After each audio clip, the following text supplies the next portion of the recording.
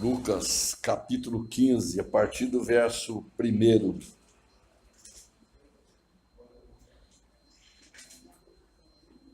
Diz assim: E chegavam-se a ele todos os publicanos e pecadores para o ouvir. E os fariseus e os escribas murmuravam, dizendo: Este recebe pecadores e come com eles. E ele lhes propôs essa parábola, dizendo... Então Jesus vai contar uma história, porque os fariseus, os escribas estavam questionando porque ele estava recebendo os pecadores e estava comendo com eles, né? E como é que pode, né?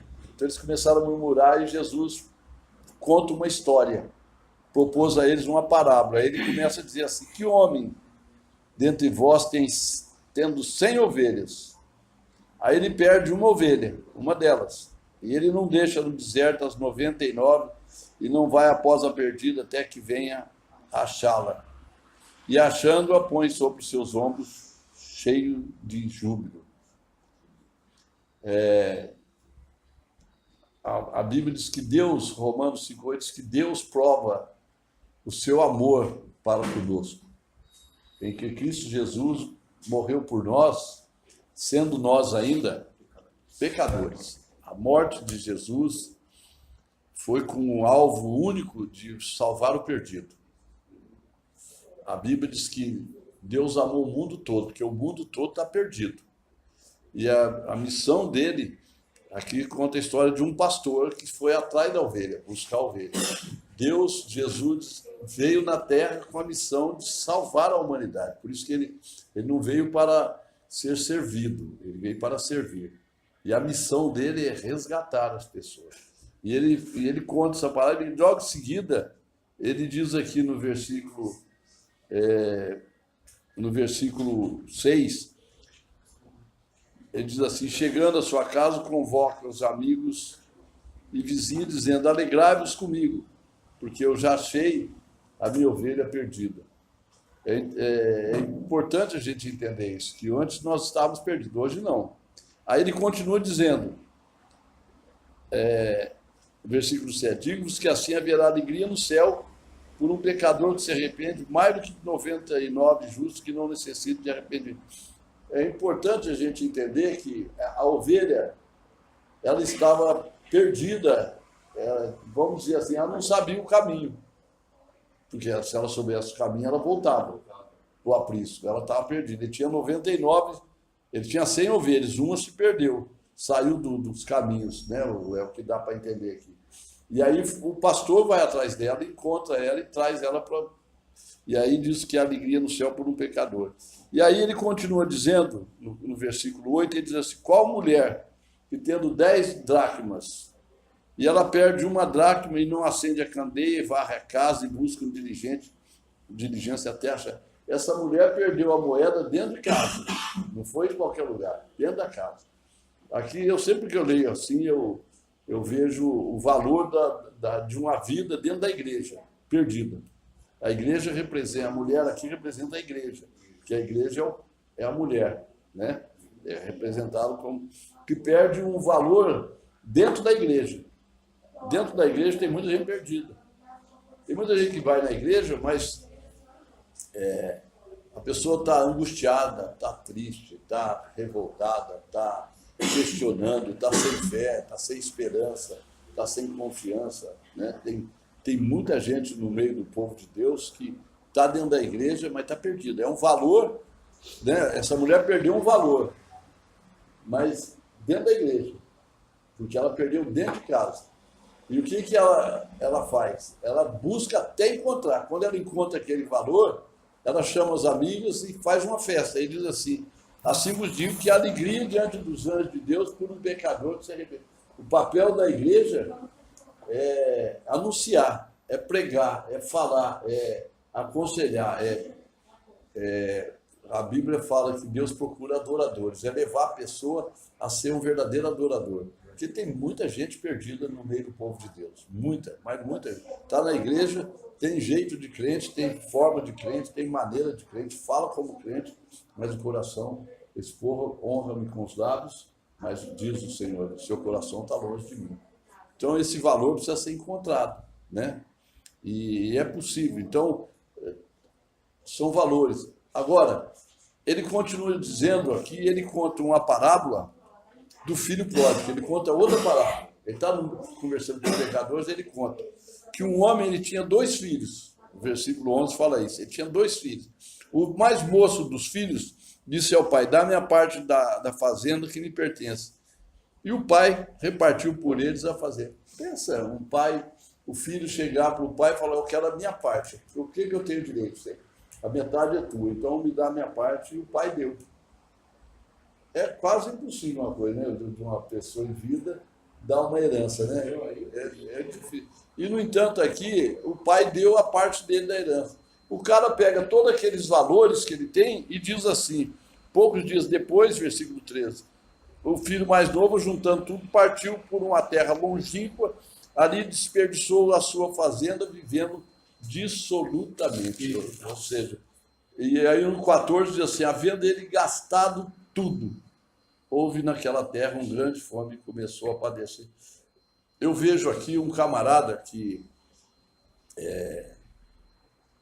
desde o livro de Gênesis, desde lá do capítulo 1, a Bíblia diz assim, façamos o homem a nossa imagem, conforme a nossa semelhança. Pensa, um cara feito perfeito como Deus.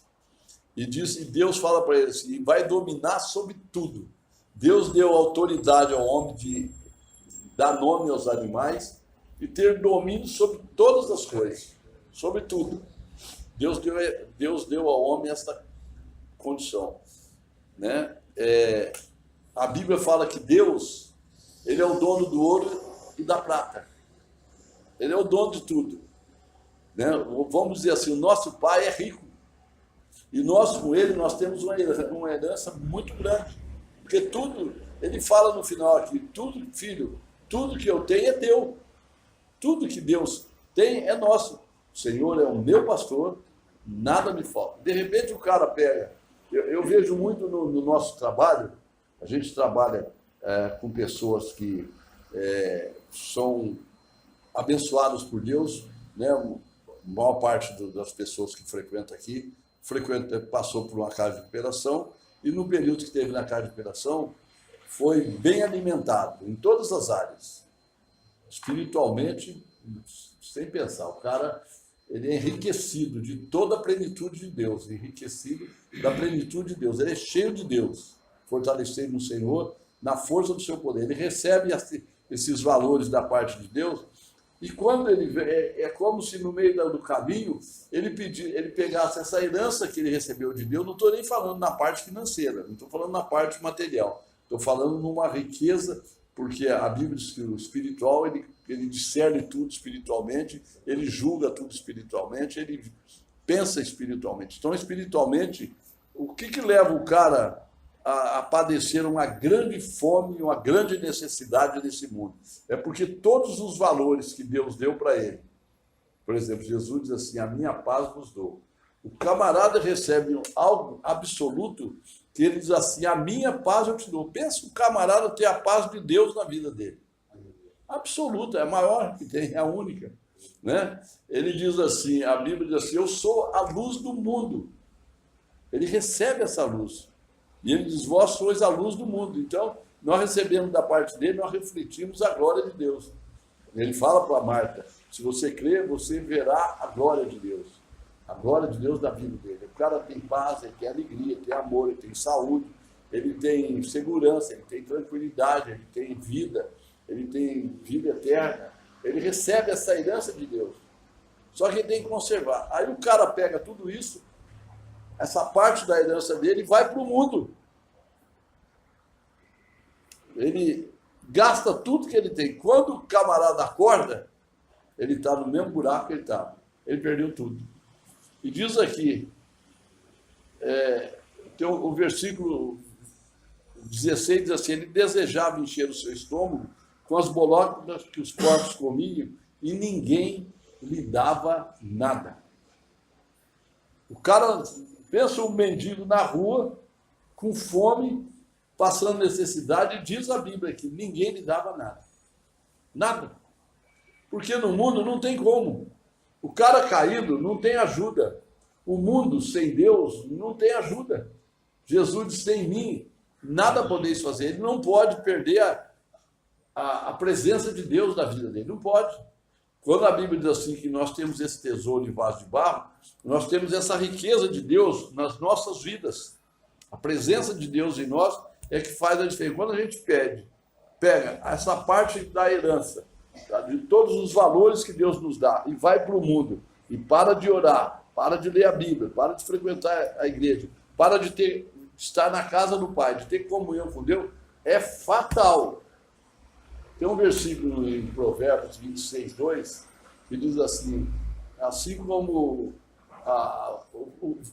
o voo dos pássaros, né? E a andorinha também no seu vaguear no céu, voando, assim diz a Bíblia, a maldição sem causa, Provérbios 26, 2, a maldição sem causa também não virá. É fatal. Tudo que o homem planta, ele colhe. Ele vai indo, quando ele acorda, ele perdeu tudo. Aí, não tem como ajudar o cara, ele perdeu. A gente sempre brinca, né? Bateu a nave, o que isso significa? Explode, pronto. Perdeu tudo, todos os valores dele. Porque ele pega a herança de Deus, ele pega os valores de Deus, a riqueza de Deus que ele tem, porque a Bíblia diz que nós vivemos na plenitude da inteligência e do conhecimento. Já pensou nisso? E aí, a gente vai para esse mundão, se afasta de Deus, porque isso é uma parábola, isso aqui é uma história ilustrativa, contando uma história dizendo que um pai, que é Deus, pega os valores dele, dá para o camarada, porque o pai queria o cara junto com ele. Mas o cara disse, não, vou viver longe. Foi embora para o mundo, por uma terra longínqua. A Bíblia diz que o mundo jaz no maligno. O cara vai para esse mundo sem Deus, ele perde. Ele perde. E aí, o que esse cara fez? Diz aqui o versículo 17. Aí começa a entrar o arrependimento. Versículo 17. Caindo em si. Caindo em si. Eu fico pensando, o cara começou, oh Deus, tem misericórdia de mim, tem misericórdia de mim, me tira dessa vida, transforma minha vida, me resgata, me transforma, me liberta, me tira dessa situação. Quantos aí ele começa a pensar, bate o arrependimento no coração dele, quantos trabalhadores de meu pai têm abundância de pão e eu aqui pereço de fome? E olha que interessante que ele fala aqui no versículo 18. Levantar-me-ei, vou me levantar. Tem um versículo que diz assim, desperta, tu que dormes. Levanta-te de entre os mortos. É como se está um monte de morto deitado, morto, e o cara está lá no meio, dormindo. Aí tem um ditado que diz, diga com quem tu andas, eu direi quem tu és. Você está no meio de morto, você está morto também, miserável. Está todo mundo caído, perdido, dormindo, morto, você está no meio, você está morto também.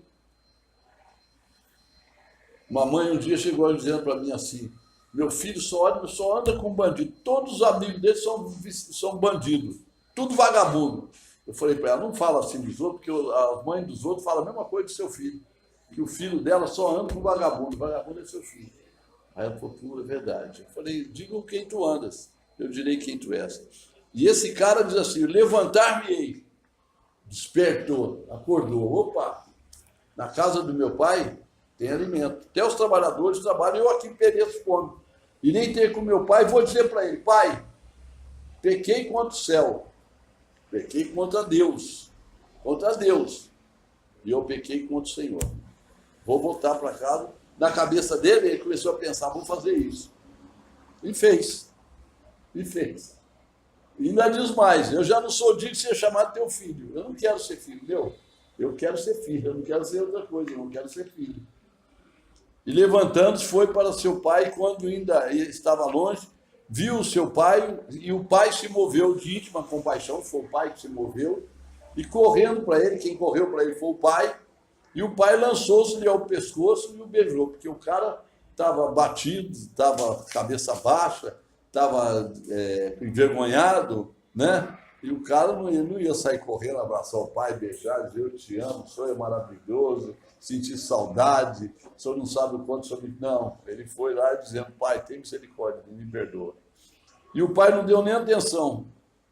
o pai chama no versículo 22, chama os servos e diz assim: trazei depressa a melhor roupa, vestir-lhe, põe-lhe um anel na mão, sandálias nos pés, trazei o bezerro cevado, matai-o, comamos e alegremos, porque este meu filho está morto, reviveu, tinha se perdido, foi achado, e começaram a alegrar-se. E aí ele termina aqui no versículo, eu não vou ler sobre o irmão dele, eu vou ler só o versículo 32, que diz assim: mas era justo alegrarmos e regozijarmos, porque este teu irmão estava morto e reviveu, tinha se perdido e foi achado. Louvado seja Deus. Alegria no céu por um pecador que se arrepende. Quando nós voltamos para Deus, porque todos nós estávamos perdidos, todos nós estávamos longe da casa do Pai, todos nós estávamos vivendo na marginalidade, todos nós estávamos vivendo sem Deus no mundo, e de repente nós chegamos para Deus, e Deus usa essa mesma expressão: esse meu filho estava morto e reviveu, tinha se perdido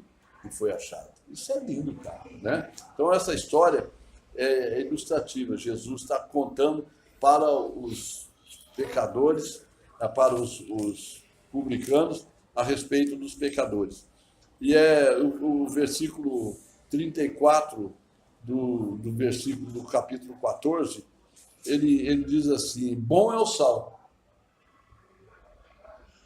mas se ele degenerar, qual que se adubará? Lucas 14, versículo 34.